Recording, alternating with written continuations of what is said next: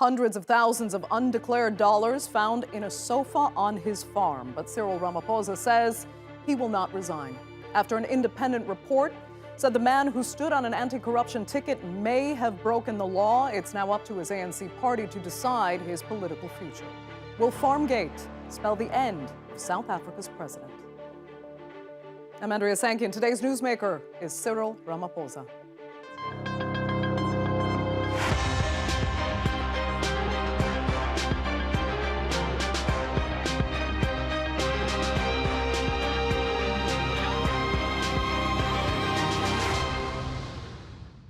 Last week, speculation was rife that South Africa's president would either resign or be impeached. But on Sunday, Cyril Ramaphosa set the record straight, saying he will remain president and leave his political fate in the hands of the governing party's national executive.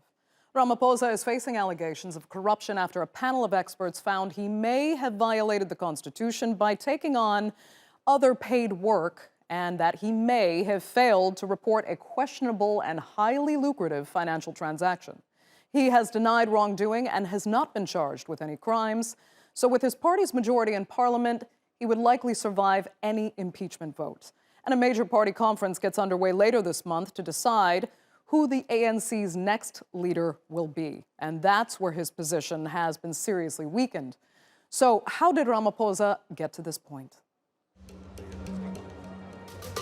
South African President Cyril Ramaphosa rose to prominence as an anti-apartheid champion and close friend of Nelson Mandela. After apartheid was abolished, he became one of South Africa's wealthiest businessmen. Then in 2018, he was elected to be the country's most powerful politician.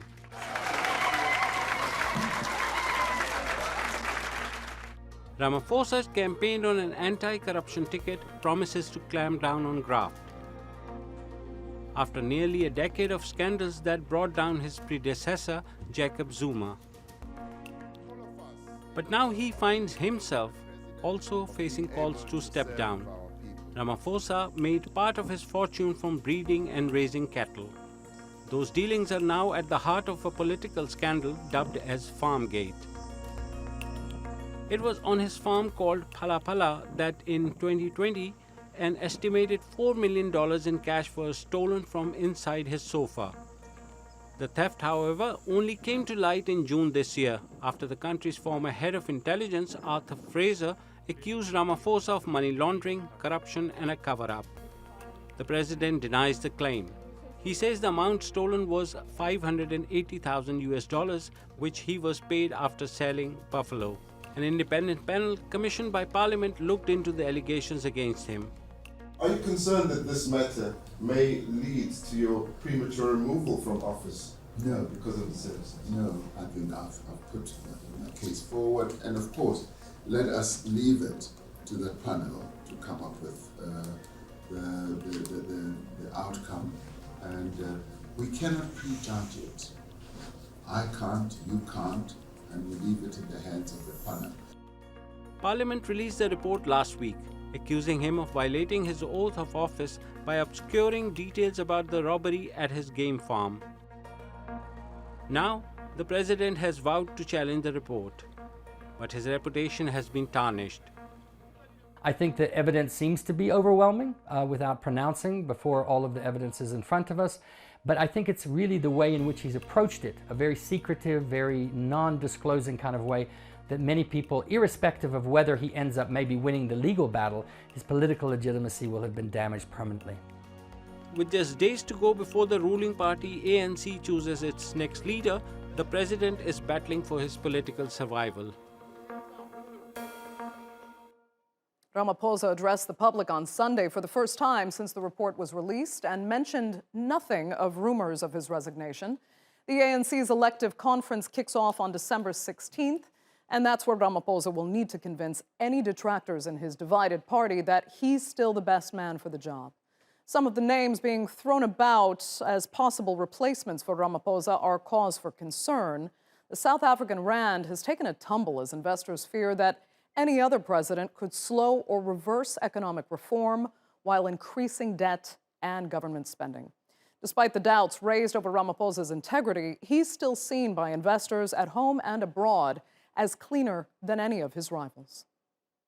If the president resigns tonight, it will open the door for the nastiest, most craven and unrepentant criminals in the ANC to start feasting again. Are you ready for President David Mabuza? A Ramaphosa resignation is just what the crooks ordered. The next 18 months will be hell for our country. But in 2024, we get to decide if it's time to end South Africa's abusive relationship with the ANC. The decision is still ours to make. So Farmgate has made headlines around the world, but in a country that has a soaring unemployment rate, high crime levels, and an ongoing energy crisis, is this all ultimately just a distraction from the growing needs of average South Africans? And do they still think Ramaphosa is the man to turn the country around? This issue about Ramaphosa breaks my heart because, you see, within the African National Congress, there is a lot of divisions. So I think his enemies are really happy to see him going through this. I personally think he shouldn't resign. He must continue because he's a good leader as far as I'm concerned. He brings investors into the country, which creates jobs. No president is perfect. In today's world, the world is in turmoil, and I will be sad if he has to step down. And, to find a replacement, as you know, our political parties in this country they're all over the show. No, I don't think he should. No, I don't think he should resign, because the business of Phala Phala and his presidency are two separate issues. I think so far he's been a good president. Joining me now to debate Farmgate and the future of Cyril Ramaphosa are, from Cape Town, Vuyo Zungula. He is the leader of the African Transformation Movement Party and a member of South African Parliament. Phillip Dexter is also with us. He's a former MP and ANC politician. And in Johannesburg, we have broadcaster, columnist, and South African affairs analyst Oliver Dickson. Thanks all so much for being with us. Vuyo, I'll start with you. Why do you believe this report that says the president may have broken the law actually justifies removing him from office now? Look, tomorrow, what the independent panel said must happen in accordance to the report. It said it is worth it for Parliament to further look into the issue because the president may have broken the law. Now, tomorrow, the Parliament is not impeaching the president. It is not removing the president. Tomorrow, what Parliament is supposed to do, it is to vote to further to have an inquiry that will look into what transpired in Phala Phala, so people can have closure, people can have clarity as to what happened. The issue of removing the president will be the outcome based on what the impeachment committee would determine. Otherwise, tomorrow, there is no removing of the president tomorrow. Okay, but you have said clearly that the president should just resign. You believe he's fully guilty. Yes, indeed. Look, the evidence that is there that the president has seriously violated the constitution. The president has abused his authority by instructing a state official to actually investigate a criminal matter that happened on the president's farm without following due processes. The president is engaged in paid work, which is a direct violation of Section 96(2)A of the Constitution. Therefore, we do not believe as the ATM that a person who has an impeachable case to answer must remain in office. A person that has got an impeachable case to answer must be removed from office so that he does not influence or manipulate the processes of holding him accountable. Okay, Phillip, I know you think the Section 89 committee report is rubbish, as I think you put it. But why do you think Cyril Ramaphosa should just stay put, no matter what? Well, I think Vuyo's made the case. As you said, the report says he may have committed these things, and that what Parliament has to do now is to decide whether there should be a process to determine that. So you can't, on the basis of saying that somebody may have committed such and such an offense, argue that they have a case to answer. What that means is that there has to be an investigation to decide whether there is a case to answer. Once that investigation is completed, you would then be able to make a determination as to whether the person could be impeached. The process after that is then one of impeachment. At that point, you could argue that the person needs to stand down. So I think the issue is that there isn't any evidence, actually. It's all hearsay. And there's no evidence that the president instructed anyone to do anything. There's no evidence that he was involved in any of the activities. These are allegations made by Arthur Fraser. It's alleged by the committee that these have been corroborated, but we have not seen the evidence. Okay. As far as I can see in the report, all they've done is repeat the allegations that Mr. Fraser has made. But if this investigation does go forward and acute wrongdoing is found, would you be in favor of impeaching Cyril Ramaphosa? Absolutely. Nobody is above the law. Okay. The president, any person, but the point is you have to get to that point. And I understand the excitement of the opposition parties in wanting to see the president removed. But the point is that you cannot do that on the basis of hearsay. Okay. Oliver, I'm going to assume you're on the same page, though I think you have intimated before that you do, from what you've seen, you believe the president may very well be guilty of certain crimes here. It's disingenuous for Dexter to say that it's all hearsay.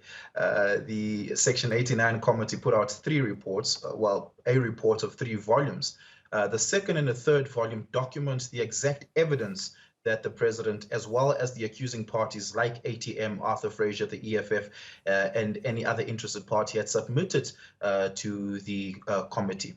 Now, I can guarantee you that Dexter didn't go through any of the evidence in the second and the third volume to substantiate the idea that it's hearsay. The arguments that you're hearing now are exactly the arguments that Jacob Zuma sycophants made in defense of Jacob Zuma during the Waterkloof case when the Guptas landed irregularly and illegally at our military base. They made the same arguments in defense of Nkandla. They made the exact same arguments defending Jacob Zuma from implication with the Guptas. At every single point, they were able to make that argument. It's the same script that they're repeating. They just replaced the name Cyril Ramaphosa in there. The real test of justice and a commitment to justice is not whether or not the person being implicated is likable, as is the case of Cyril Ramaphosa. It's whether or not that person violated the Constitution. Now, you may say it's hearsay, but some of the evidence are clearly conclusive.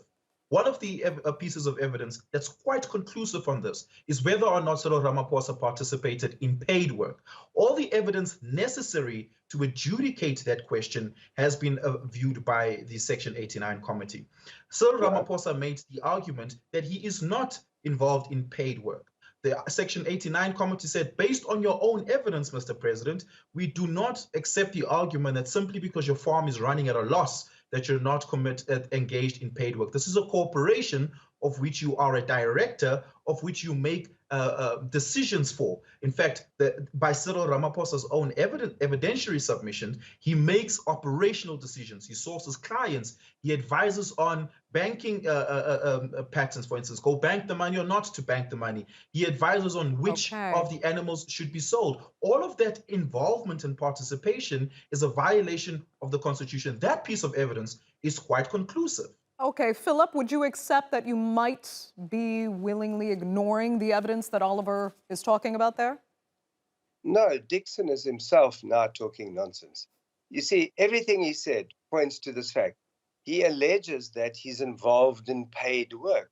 There is no evidence in the report that the president received any remuneration. He may well have made operational decisions. He may well have been involved in choosing of this or that cow, but he never received 1 cent for it. So being involved in operational decisions about something is not the same thing as paid remuneration. And that's the point. Once again, I understand the enthusiasm of Dickson to want to make this case, but the law is very different from his wishes. And it's not about whether Mr. Ramaphosa is likable or not. You know, sometimes people make arguments that are quite facile and idiotic. What we are doing here is dealing with the law. So the law will determine whether the president has violated the Constitution. The committee has not done so. The committee has said that he may have, which is exactly the point. So now Parliament, as Vuyo said, must decide based on the report whether there should be further investigation into these matters to determine whether the president may have violated oath of office. Okay. And we agree he must face the might of the law. But you can't do that now. You can't jump the gun because it suits your political view, as it does in the case of Dickson. I'll tell you what, let me come back to Vuyo, because we need to talk a little bit about what other issues might be at play here. You know, many say this is all happening years after what Cyril Ramaphosa is now being accused of, only because political opponents have insisted on bringing it up. They're saying that's all his political opposition actually has. That's why, Vuyo, this is all coming out now, years after it happened. What do you say to that? Look, this is only out in the public now because Mr. Ramaphosa concealed the theft.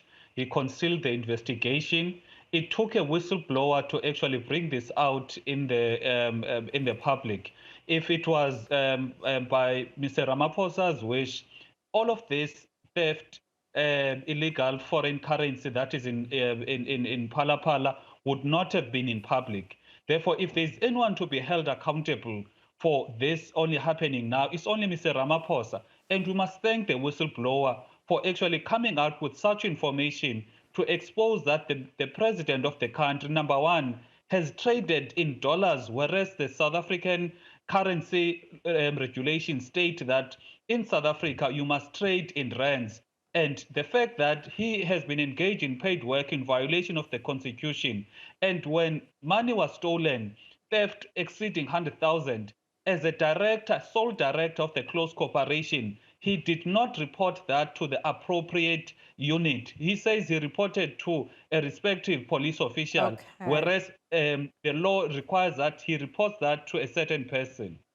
Oliver, let me ask you this. I mean, if this all turns out to be a case of money laundering, basically, how much will people care? We have to remember Cyril Ramaphosa was a very wealthy businessman before he ever became president of South Africa.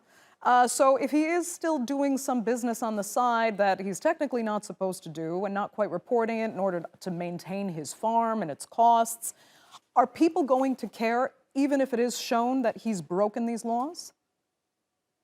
You know, the psychopolitical question is an important one. Will people care whether or not Cyril Ramaphosa is, putting money in safes and under mattresses into the millions of rands, millions of dollars, because he's already rich? People are like, well, he's already rich. We kind of knew that about him. The answer is people will care. South Africa is a deeply poor country with the highest level of inequality in the world, as our Gini coefficient reflects. People in this country go to bed without food. People in this country go to bed without an idea whether or not they'll make it through the very next day. In July of 2021, we saw the manifestation of that confluence of inequalities presenting itself to the world in what was the worst case of protest, violence, and unrest in the country's democratic history. That is indicative of the deep level of poverty and inequality that South Africans live in. But Oliver, now, I think there's another something at play here, is that even if you say people care, they might be disturbed by this because they know there's so many problems in South Africa and they have politicians engaged in corrupt activities. But many South Africans still feel that he is their only and best alternative. There's nobody else to step in that could lead the country, they believe, as well as he has, especially on the economic front. I mean, that's quite speculative, right? Because if you compare electoral data between the last two elections, while the local government election and the national government election, you will realize that on a national count of that electoral data, that Cyril Ramaphosa is not as popular as some people would think. In fact, in the last local government election, the national tally had the ANC below 50%, which may well be reflected in the next national government election. So Cyril Ramaphosa's popularity and perhaps likability is not a panacea to the ANC's integrity crisis. What you will see, and I do think the electoral data points to this, is that there will be a further reduction in the ANC's electoral share. So it may well be the case that many South Africans feel that Cyril Ramaphosa is the last vanguard against further rancor within the ANC, and that may well be true. But the reality is you cannot divorce Cyril Ramaphosa, the personality, from the crisis of the ANC's corruption and from the crisis of malfeasance in the state as a result of the ANC's deployment and perhaps even everything else. But everybody can make that argument about any political figure that they support.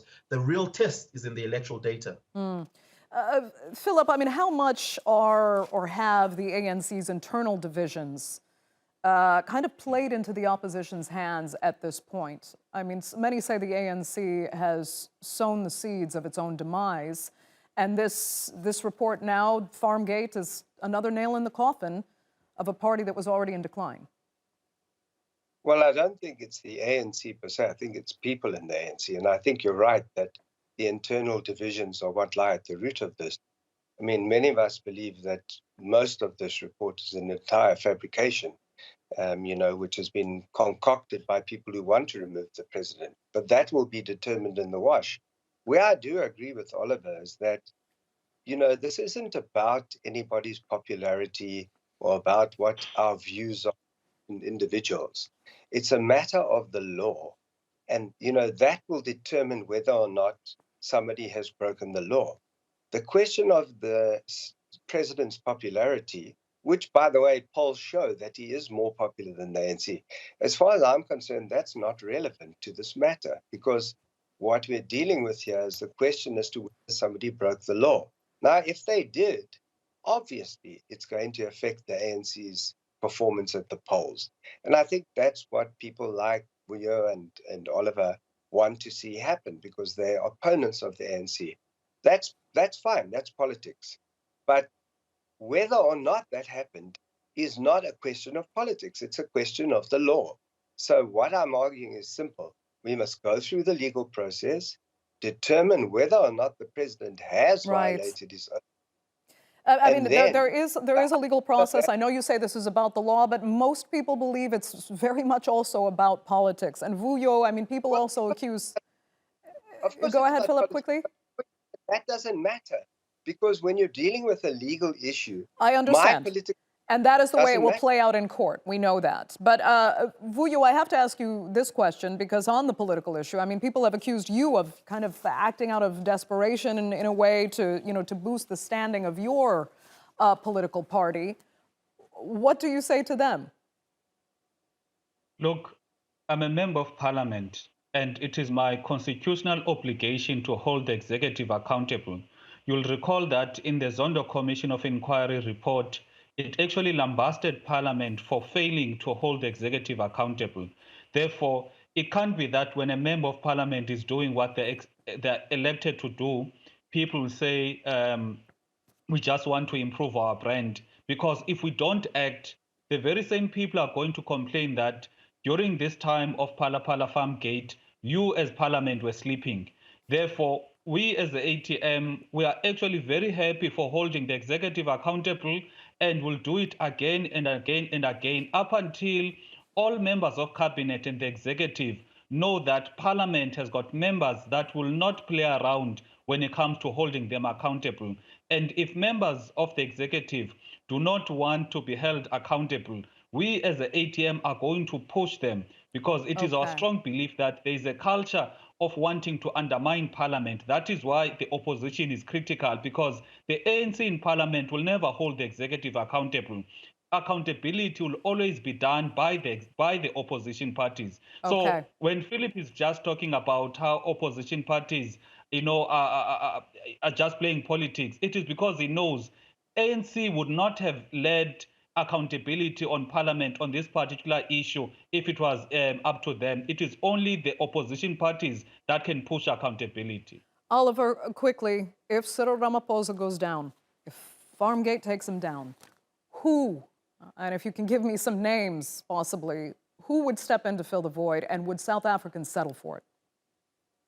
Look, again, South Africa, and it's maybe important to start here. South Africa is a democracy built around the party system, right? That is to say, we vote for parties. We don't, unfortunately, vote for the person leading the party or the personality, at least not directly so, perhaps inadvertently so, right? If Cyril Ramaphosa is removed, and let's say Farmgate is his final demise, the ANC will give us another candidate. But the reality is the ANC is a party so deeply fractured, so deeply broken internally, that it cannot possibly focus on governance effectively, regardless of who the candidate may be that rises up in its ranks. It may well be Paul Mashatile, but all the problems of governance that we've identified with Cyril Ramaphosa will exist in him. It may well be our deputy president and the deputy president of the ANC, David Mabuza, but the exact same problems will arise over there. The ANC has a crisis of talent as well as a crisis of integrity. What South Africans will hope to do is to have a decision about the future of the ANC, not in this moment, but at the polls in 2024. Phillip, I can give you 20 seconds. Well, I think that would be true of any party in power. There's no party that can solve 350 years of problems overnight. But where I do agree is that this is a turning point for the ANC, and we'll see what the outcome is. But as I said, that'll be decided by the law and not by Vuyo or Dickson's politics. Okay, that will have to be the final word. I'd like to thank all three of my panelists so much for being with us on this edition of the Newsmakers, and our viewers, of course, for tuning in as well. Remember, you can follow us on Twitter, and do be sure to subscribe to our YouTube channel. I'm Andrea Sankey. We'll see you next time.